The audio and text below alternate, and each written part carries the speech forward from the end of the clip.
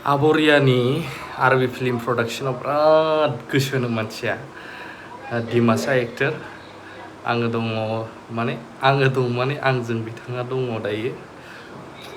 गुबुन मोनसे जायगायाव दहाय फ्लाइ खालामनानै फैबाय ओमफ्रायहाय बिथाङा दायो दङ आं बिथांजों मोगा मोगि लागोन आरो बिथांनि जायनाखि काहानि ना बिराद दुखु गोनां आरोना आं एसेबाबो दा फोरमायलांगोन इन्ट्र' गोनां बिथांजों दा दसेनि उनावहाय फाइनालि आंजों दङ नै सम्राट एक्टर आं बेनि गाबोन मोजां इन्टारभिउ लागोन आंबो मोनसे जायगानिफ्राय फ्लाइटजों फैबाय दहाय बिराद खस्थ'यै लेन्ड खालामफैबाय लिफ्ट से जाएगा क्या थांफिनलायबाय ओमफ्राय आं दहाय बुंदोंमोन बे जाहैबाय डिमासा एक्टर आरो गोबां गुबुन माबायावबो एलबाम एसामिसनिफ्राय लानानै ओमफ्राय मुभिसफोरावहाय चलो बे दङ ओमफ्राय बर'आवबो चान्स मोनोबा बिथाङा खालामनो बिराद गोसो आरो आबरियानि बिग फेन बियो ओमफ्रायहाय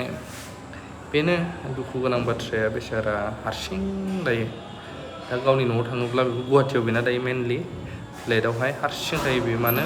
बिमायाबो एक्सपायार जाबाय रुंसारि जाबाय ओमफ्राय लोगो लोगो बिफायाबो गुबुन लाबाय दा बेनि थाखायनो बेचारा एदो हारसिं थायो ओमफ्राय ओंखायनो आं बुङो आरो बारा माबायाव थानाङा होननानै डिप्रेसनाव थाग्रा बायदि जाबाय मानसिया बावग्रा बायदिबो जाबाय ओमफ्राय मालाबा बुङो आरोना बर' मोजां मानसि मोनोब्ला लागोन आरो दाबो सिंगोल ओमफ्राय दा मोनसे जायगायाव थांनो नागिरदों जोङो ओमफ्राय बेखौ आं मोजां इन्टारभिउ लानो नागिरदों आरोना बिथांनि माखासे एलबामफोर दङ नोंथांमोना नायनोबो हागोन दाख्लै जोंनिजोंबो थांदोंमोन बियो आनै मनाजों